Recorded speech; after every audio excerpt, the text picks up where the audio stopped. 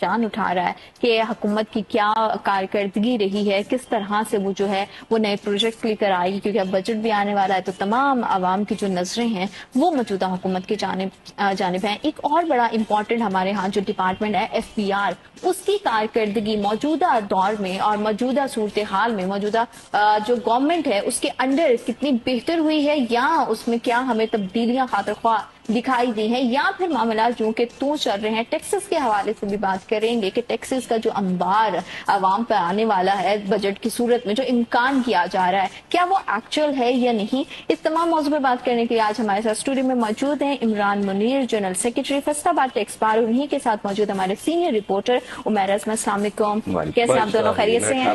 بہت شکریہ آپ کا پروگرام کا حصہ بننے کے لیے۔ عمران صاحب، کیا موجودہ صورتحال میں کیا رپورٹ کیا کہہ رہی ہے کہ موجودہ گورنمنٹ کے اندر جو FBR کی کارکردگی ہے وہ کتنی بہتر ہوئی ہے؟ دیکھیے FBR کی کارکردگی تو واضح ہوتی ہے ان کی پالیسیز سے۔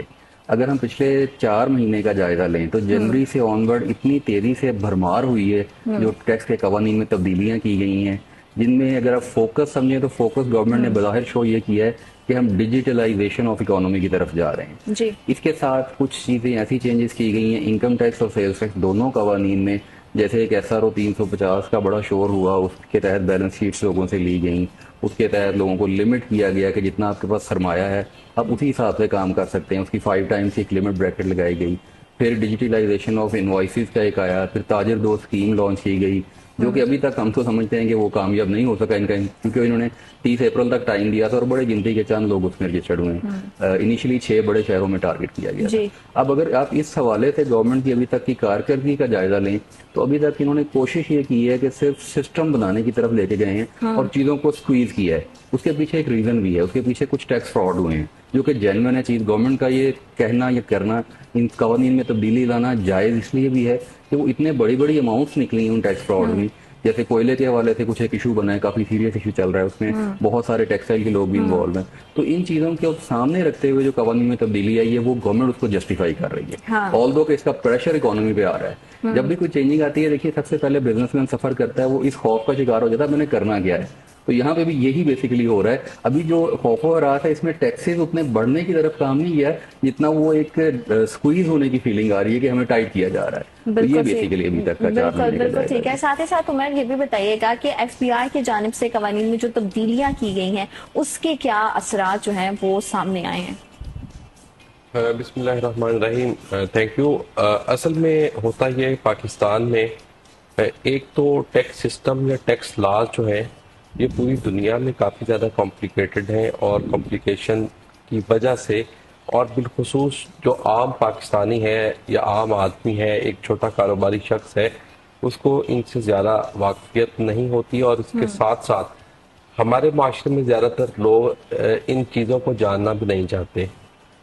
حالانکہ اب ٹیکنالوجی کا دور ہے، لیکن اس کے باوجود آپ دیکھیں گے مثال کے طور پر ہماری کلاک ٹاور فیصل آباد کی مین بڑی مارکیٹ ہے، آپ 8 بازاروں کا سروے کر لیں تو وہاں پر مور دین 90% لوگوں کو ٹیکس لاز کے بارے میں یا کسی مین چیزوں کے بارے میں پتہ نہیں ہوگا۔ ہو سکتا ہے کہ بہت سارے لوگوں کو صرف فائلر اور نان فائلر کے فرق کا ہی پتہ نہیں ہوگا، اور وہ اپنے کاروبار کر رہے ہیں، حالانکہ کاروبار کی ابتدائی یہیں سے ہوتی ہے کہ آپ رجسٹرڈ ہوں گے تو اس کے ساتھ پھر آپ اپنا کاروبار شروع کریں گے۔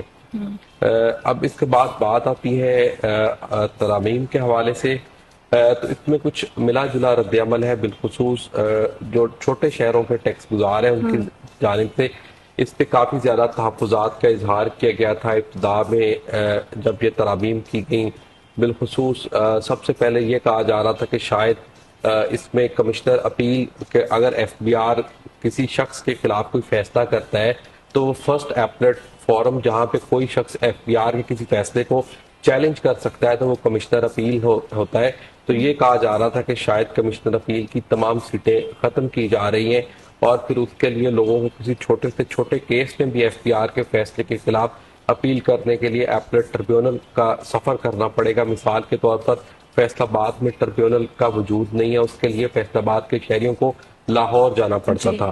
تو اس کو لے کر ٹیکس گزار جو تھے کافی زیادہ پریشانی کا شکار تھے، تاہم بعد ازاں پھر اس میں ایک اور تبدیلی آئی، تو یہ کہہ دیا گیا کہ جو 2 کروڑ روپے ویلیو تک کے ٹیکسز ہیں وہ کمشنر اپیل ان کو ڈیل کر سکے گا. جو اس سے زیادہ مالیت کے کیسز ہوں گے تو اس کے لیے انہیں ٹرائبونل کا رخ کرنا پڑے گا یا دیگر فورمز پہ ان کو جانا پڑے گا فرسٹ اپیل کے لیے.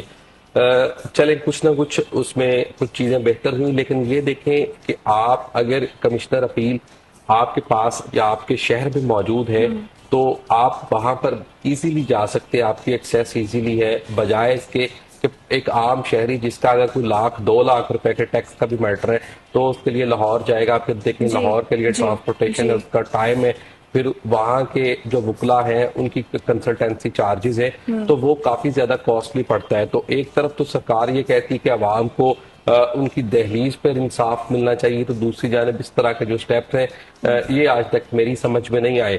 سب سے زیادہ اس میں جو ایشوز ہوتے ہیں، جو کہا جاتا ہے، عمران صاحب بیٹھے ہیں، فیصل آباد ٹیکس بار کے جنرل سیکرٹری ہیں، ایک بڑے سٹیک ہولڈر ہیں.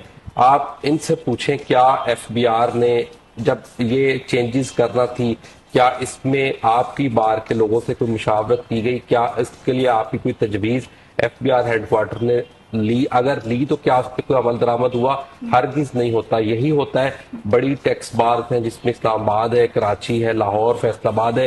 لوگوں کو برائے نام آپ کہہ لیں جسٹ فار فارمیلٹی کے لیے سٹیک ہولڈر سے تجاویز طلب کر لی جاتی ہے، نوٹیفکیشن بھیجا جاتا ہے صرف ایک نمبر گیم کے لیے. عمر یہ صرف ہم یہاں پہ نہیں، ہم ہر ڈپارٹمنٹ کے لحاظ سے جیسے پہلے بھی بات کرتے آئے کہ اسٹیک ہولڈرز کو آن بورڈ نہیں لیا جاتا ہے. عمران صاحب اس میں اگر یہ جہاں پہ ہم یہاں پہ جو فلا دکھا رہے ہیں، یہاں پہ جو ہمارا ایک لوپ ہے جو بہت غلط بات بھی ہے کہ ہماری گورنمنٹ کو بھی چاہیے، ہمارے اداروں کو بھی چاہیے کہ اسٹیک ہولڈرز کو آن بورڈ لے کر جو ہے وہ معاملات کو طے کریں. پروگرام میں آگے بڑھیں گے اور بات کریں گے، ہم بات کر رہے تھے ٹیکس بار کے حوالے سے سر کہ کس طرح کی سجیشنز جو ہیں وہ پیش کی گئی، وہ آپ بتا رہے تھے. ہاں جی، اس میں دوسری جو بات ہم کر رہے تھے وہ یہ تھی کہ جو ٹیکس سلیبز ہیں، جو ٹیکس ریٹس ہیں، وہ اب انفیئر ہو چکے ہیں انفلیشن کی موجودگی میں. دیکھیے آپ اگر ایک نارمل بزنس میں انکم کوئی ارن کرتے ہیں اور اس کو کمپیئر کرتے ہیں سیلریز پرسن کے ساتھ، سیلریز پرسن پورا ٹیکس دے رہا ہے کیونکہ اس کی مجبوری ہے، اس کا ادارہ اس کا ٹیکس کاٹ لیتا ہے. اچھا اس کے اگینسٹ اگر بزنس مین اتنا انکم لے بھی رہا ہے وہ پھر ڈکلیئر نہیں کرتا. تو یہ ٹیکس ریٹ لوگوں کو مجبور کرتے ہیں، ٹیکس ایویژن کی طرف لے کے جاتے ہیں. تو ان کو تھوڑا ریلیکس کرنے کی ضرورت ہے ڈیپینڈنگ اپون دا سرکمسٹانسز کہ اب انفلیشن کی وجہ سے مہنگائی کتنی ہو گئی ہے. ایک آرڈنری جو مڈل کلاس فیملی اس کا ایکسپینس کتنا ہے اس کو ریئلسٹک ہو کے سوچیں. آپ ریئلسٹک ہو کے سوچیں ایک بندہ اگر 2 لاکھ یا 2.5 لاکھ روپے مہینے کا کما رہا ہے، آپ اسے اگر کہیں گے نا بھائی تو 70,000 یا 80,000 اس میں سے ٹیکس دے دے، وہ نہیں دے سکتا. تو اس کو اس سچویشن کے مطابق ایڈجسٹ کرنے کی ضرورت ہے. پھر اس کے علاوہ کچھ ہم نے تجاویز دی ہیں کہ جو ڈاکیومنٹڈ لوگ ہیں ان پہ جو ڈائریکٹ ٹیکسز ہیں وہ تو آپ لے ہی رہے ہیں، ان ڈائریکٹ ٹیکسز کے ریٹ کام کریں ان کو. یا پھر سیلز ٹیکس ہے، سیلز ٹیکس کا ریٹ کام کرنے کی ضرورت ہے جو ڈاکیومنٹڈ اکانومی ہے. کچھ انہوں نے اس میں کام کیے ہیں آلریڈی. آپ لوگوں نے دیکھا ہوگا آپ جب ریسٹورینٹس میں جاتے ہیں کریڈٹ کارڈ سے اگر آپ پیمنٹ کرتے ہیں تو سیلز ٹیکس 5% چارج ہوتا ہے، اگر آپ کیش پہ دیتے ہیں تو 16% چارج ہوتا ہے. اس کا مطلب آپ ان لوگوں کو انکریج کر رہے ہیں. آئی ٹی سیکٹر کو انہوں نے اسی طرح ریڈیوس کیا ہے. تو یہ ایک بیسیکلی ہم سجیشن دے رہے ہیں بورڈ کو، باقی دیکھتے ہیں گورنمنٹ اس پہ کیا عمل کرتی ہے. لیکن کیونکہ ہم نے ویسا سے دیکھا کہ گورنمنٹ کو جتنی بھی سجیشنز جاتی ہیں وہ جو ہے وہ بس جو ہے وہ سائڈ ٹیبل کی نظر ہو کر رہ جاتی ہیں. تو اس بار اگر ان تمام سجیشنز کو جو ہے وہ ان پہ نظر ثانی نہیں کی گئی، انہیں زیر غور نہیں لایا گیا تو مسائل میں اور کتنا اضافہ ہوگا؟ مجھے 100% امید ہے کہ سرکار اور اس کے ادارے اپنی روایت کو برقرار رکھتے ہوئے کبھی بھی سٹیک ہولڈرز کی پالیسیوں پہ اعتماد نہیں کریں گے اور نہ ہی ان کو اس قابل سمجھیں گے کہ ان میں سے کوئی چیز جو ہے وہ سسٹم میں شامل کی جائے. کیونکہ اب ہوتا یہ ہے کہ ایک کاروباری شخص یا پاکستان کا ٹیکس کنسلٹنٹ یا عام آدمی جو ہے وہ اپنے حساب سے تجویز دیتا ہے سرکار کو، اور جو جس شعبے سے منسلک ہوتا ہے اس کو یہ ہوتا ہے کہ ہمیں بالخصوص کاروباری طبقے کو ہوتا ہے کہ ہمیں ایز آف ڈوئنگ بزنس. اور اگر آپ دیکھیں گے تو یہاں پاکستان کے موسٹلی جو چھوٹے تاجر ہیں ان کو یہ ہوتا ہے کہ ہمیں اپنی جیب سے 1 روپیہ بھی ٹیکس نہ نکالنا پڑے. تو ٹیکس دینا جو ہے یہ جھوٹ ہی ہو جائے یا جتنے بھی ٹیکس کلیکٹنگ کرنے والے افراد ہیں ان کو موت ہی آ جائے تاکہ یہ محکمہ بند ہو جائے. اور اگر سرکار کی طرف دیکھیں تو سرکار نے اپنا نظام اپنے طریقے سے چلانا ہوتا ہے. بالخصوص آپ دیکھیں ابھی ٹیکس اگلے مہینے میں ہے اور گزشتہ 2 مہینوں سے آئی ایم ایف اور دیگر جو عالمی مالیاتی ادارے ہیں ان کی ہدایات نما احکامات جو ہیں وہ سرکار کو مل چکے ہیں کہ آپ یہ چیزیں کریں. سب سے پہلے یہ کہا گیا کہ 1300 ارب روپے کے نئے ٹیکسز لگا دیں. اب آپ دیکھیں जिस सिस्टम में या जिस बजट में 1300 अरब रुपए के नए टैक्सेस लगेंगे, तो वहाँ पे जो है वो दूध और शहद की नहरें आम आदमी के लिए तो नहीं बहेंगी, क्योंकि पाकिस्तान में ये सिस्टम है कि आपने डायरेक्ट टैक्सेस बढ़ाने नहीं है, इनडायरेक्ट टैक्सेस लेना लोगों से आसान होता है कि घी पे टैक्स लगा दो, खाने पीने की चीज़ों पे टैक्स लगा दो, आपकी दीगर ज़रूरियात ज़िंदगी की जितनी चीज़ें उन पे सेल टैक्स की शरह बढ़ा दो, किसी पे 18% कर दो, किसी को लग्जरी आइटम्स में डाल के उस पर 25% कर दो। तो ये ज़्यादा आसान होता है महकमों के लिए कि घर में बैठे ही उनको टैक्स मिलना शुरू हो जाता है, और सरकार के लिए भी ये आसानी है। गो के ये आम आदमी के साथ भी ज्यादती, और उसके साथ साथ सबसे ज्यादा टैक्स चोरी जो है वो इसी सेल्स टैक्स की मद में होती है। मैं सिर्फ फैसलाबाद की बात करूं तो अभी तक फैसलाबाद में सेल्स टैक्स की मद में 30 से 40 अरब रुपए तक के केसेस ऐसे हैं जो ट्रेस आउट हो चुके हैं इस साल के अंदर अंदर। सालाना पाकिस्तान में 2.5 से 3 हजार अरब रुपए तक सेल्स टैक्स की मद में चोरी होती है। अदारे भी नाकाम है, उस चीज को रोक नहीं पा रहे, और उसके साथ साथ ये कोशिश नहीं की जा रही कि इसको किसी तरह से इसका बोझ कम किया जाए जिससे आम आदमी को रिलीफ मिलेगा। और उसके मुकाबले में आप डायरेक्ट टैक्सेस के, अगर मेरी आमदन 2 लाख है या 10 लाख है तो मुझसे FBR टैक्स वसूल करे। वहाँ हर बंदे को ढूंढना और फिर टैक्स निकलवाना जरा मुश्किल काम है, तो सरकार और FBR घर बैठे ही इनडायरेक्ट टैक्सेस का बोझ बढ़ाते चले जा रहे हैं। आप देखें जहाँ पे टैक्स का बोझ बढ़ेगा तो किसी सूरत भी वो बजट आवाम दोस्त नहीं होगा।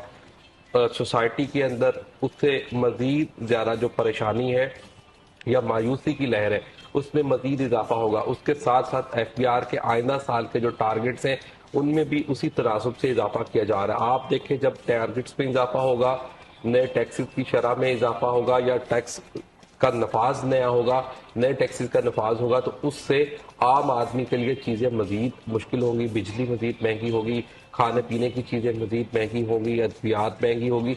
हर वो चीज जिस पर इनडायरेक्ट टैक्स लग रहा है वो चीज महंगी होगी। तो मैं ये समझता हूँ कि इस पे काम करने की जरूरत है। आप अगर दुनिया के कुछ कंट्रीज ऐसे भी होंगे जहाँ पे सिंगल डिजिट में सेल्स टैक्स वसूल किया जा रहा है या नहीं किया जा रहा, बहुत कम है, वहां पे चीजें सस्ती होती और हैं। हमारे यहाँ मालियाती इदारों को स्ट्रॉन्ग करने की भी बहुत ज्यादा जरूरत है। तो जब भी प्रॉपर्टी की ट्रांसफर होने का काम होते हैं या इस तरह के कोई भी हम प्रॉपर्टी से रिलेटेड कोई भी मामलात होते हैं तो उसमें बड़े सारे फ्रॉड्स होते हैं। तो आजकल किस तरह के फ्रॉड्स या मसाइल अगर कहें तो सामने आ रहे हैं? देखिए, प्रॉपर्टी के हवाले से एक बहुत बड़ा एलिमेंट है ये विद होल्डिंग टैक्स है। विद होल्डिंग टैक्स कुछ साल पहले प्रॉपर्टी की सेल और परचेज दोनों पे लगाया गया। अच्छा, विद होल्डिंग टैक्स क्या है? ये एक रेट है जिस रेट पे आपकी प्रॉपर्टी रजिस्टर्ड होती है, उस रेट के ऊपर 2% था, फिर 3% हो गया, फिर फाइलर नॉन फाइलर का डिफरेंस डाला गया, अब वो 10% तक चला गया नॉन फाइलर का, उसके अगेंस्ट फाइलर का जो 3% है। अच्छा, प्रॉपर्टी कोई बड़ी प्रॉपर्टी फॉर एग्जांपल आती है और आप जानती हैं कि बड़ी प्रॉपर्टीज जो है वो मोस्टली नॉन फाइलर लोगों के पास हैं। वो एग्रीकल्चर लैंड थी, वो सड़क के करीब आ गई, वहां पे किसी ने प्लाजा बनाना शुरू कर दिया, उसने खरीद ली, अब वो प्रॉपर्टी मिलियंस ऑफ रुपीज की एक वैल्यू बनती है उसकी। उस पर जो टैक्स का डिफरेंस बनता है ना फाइलर नॉन फाइलर का, वो इतनी बड़ी अमाउंट बनती है कि हर बंदा कहता है अच्छा मुझे फाइलर करवा दो। अच्छा, अब ये वो फाइलर करवा दो वाली बात तो तब होगी जब उस बंदे को पता होगा। मोस्टली केसेस में ये होता है, जो फ्रॉड होता है, जो गलत काम हो रहा है वो ये होता है कि जो मिडल मैन होते हैं वो पकड़ते हैं, उनका एनटीएम बना देते हैं खुद ही, उनसे पैसे ले लिए जाते हैं नॉन फाइलर के, गवर्नमेंट को आगे दिए जाते हैं फाइलर के। अब ये 7% की अमाउंट बहुत बड़ा फर्क है। दूसरा इसमें जो फ्रॉड हुआ, अब थोड़ा सा वैसे चेक एंड बैलेंस बेहतर हुआ है, पहले ये भी हुआ है कि फोर्ज करके जाली रसीदें लगाई गई। अच्छा, जाली रसीदों के जरिए प्रॉपर्टियां ट्रांसफर कर ली गई, यानी जो FBR की टैक्स पेमेंट की रसीद थी वो फोर्ज करके लगा दी गई, या किसी जगह पे लगाई ही नहीं गई, वो वहां पे कोई सेटलमेंट की उन्होंने उस बंदे के साथ जाके वहां पे वो प्रॉपर्टी रजिस्टर करवा ली। अब ये वो टैक्स चोरी है जो कि डायरेक्टली आ रही है सामने। पता कब लगता है? जो लोग टैक्स पेयर हैं, जो लोग टैक्स रिटर्न फाइल करते हैं, वो जब साल के बाद हमारे पास आते हैं कि जी हमने ये प्रॉपर्टी बेच दी, हम उनसे पूछते हैं जी इसका टैक्स, तो वो कहते हैं जी वो तो हमें पता नहीं, तो वो जब लेने जाते हैं तो वो जमा ही नहीं हुआ होता। ये बहुत सारे केसेस में ऐसे होता है कि वो टैक्स जमा ही नहीं हुआ होता, क्योंकि वो वेरीफाई FBR की अब तो पोर्टल पे ऑनलाइन वेरीफाई हो जाता है, तो जब हम खोलते हैं तो वहां पे वो टैक्स जमा ही नहीं हुआ होता। ये वो ऐसा सेगमेंट है जहां पे बेशुमार और बहुत बड़ी अमाउंट्स में टैक्स की चोरी हुई है। थोड़ा सा सिस्टम बेहतर हुआ है, गवर्नमेंट के करने का काम ये था कि इसको स्ट्रीमलाइन कर देती, इसको ऑनलाइन कर देती, अटैच कर देती इसके साथ। टैक्स पेयर का काम ये है, यहाँ जो बंदा सेलर या बायर है उसका काम ये है कि वो जब अपना टैक्स जमा करवाता है वो पैसे अपनी जेब से दे रहा है, وہ پیسوں کا چلان تو لے کے آئے اس سے. میں آپ کو ایک چیز دے لیے دیتا ہوں کہ یہ پیسے میرے لے لیں, مجھے اس کے اگینسٹ یہ چیز دے دیں. تو اگر میں آپ سے وہ چیز ہی نہ لوں تو پیسے دے کے چلا جاؤں تو یہ تو پھر میری بھی غلطی ہے نا. تو ٹیکس پیئر کو بھی اور عام سٹیزن کو بھی سمجھنا چاہیے کہ جب وہ ود ہولڈنگ ٹیکس کے پیسے جمع کرواتے ہیں at the time of sale اور پرچیز, تو اس کی رسید لازمی ہے.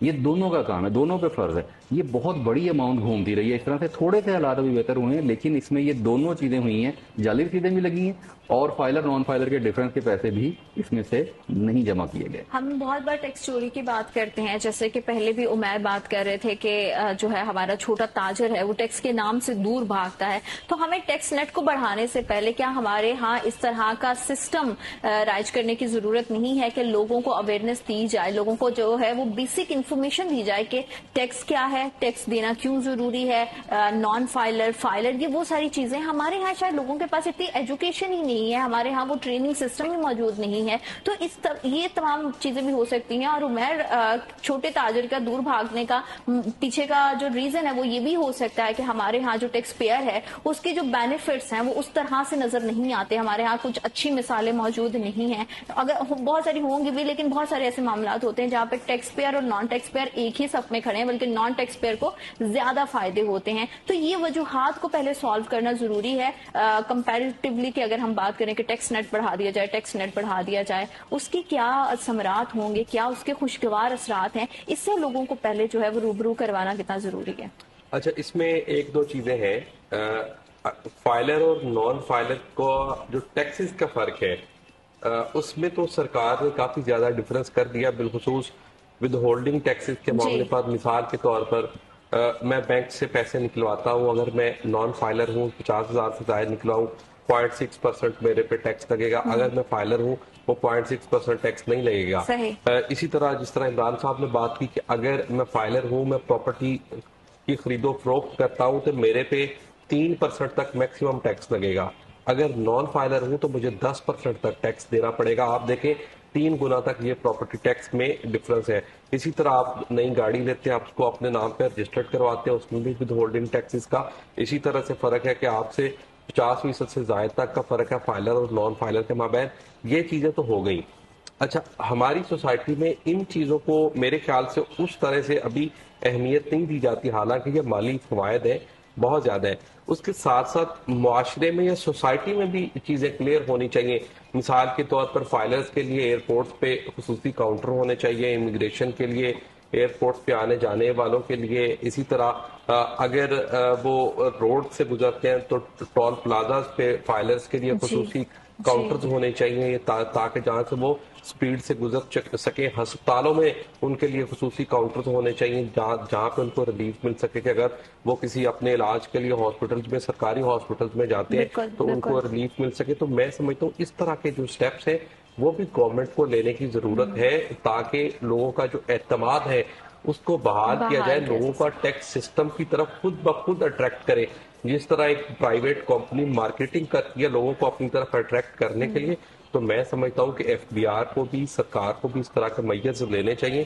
لیکن ہمارے یہاں کیا ہو رہا ہے, ایک تو کچھ اس طرح کے بینیفٹس نہیں دیے جا رہے, بلکہ ہوتا یہ ہے کہ چھوٹی سے چھوٹی غلطی پہ بھی, مثال کے طور پہ کل ہی مجھے ایک صاحب بتا رہے تھے, وہ کسی یونیورسٹی کے پروفیسر تھے, انہوں نے اپنی ریٹرن خود فائل کی, کمپلیکیشنز کی بات کر رہا ہوں, گزشتہ سال انہوں نے اپنی خود ریٹرن فائل کی, اس پہ انہوں نے اپنا لکھ دیا کہ میرے پاس گھر ہے جو مجھے وراثت میں ملا ہے. اس سال کی ریٹرن میں انہوں نے غلطی سے وہاں پہ اس گھر کی بجائے اس گھر کی ویلیو لکھ دی, تو ان کو فوری طور پر ایف بی آر کا نوٹس آ گیا کہ آپ پیش ہو. کرنا پڑتی ہیں, اور ہماری تو یہی امید بھی ہے اور درخواست بھی ہے ہماری حکومت سے بھی, ہمارے اداروں سے بھی, کہ عوام کے لیے آسانیاں پیدا کریں اور عوام بھی اسی طرح سے تعاون کریں. آپ دونوں مہمانوں کا بہت شکریہ, پروگرام کا حصہ بنے, اور ہم تمام دیکھنے والوں کے لیے اللہ تعالیٰ بہت ساری آسانیاں پیدا کریں. جمعہ کا دن ہے, جب بھی دعا کے لیے ہاتھ اٹھائیں, مجھے اور میری ٹیم کو خصوصی دعاؤں میں ضرور یاد رکھیے گا. اپنا بہت زیادہ خیال رکھیں. انشاءاللہ کل دوبارہ آپ سے ملاقات ہوگی. اللہ نے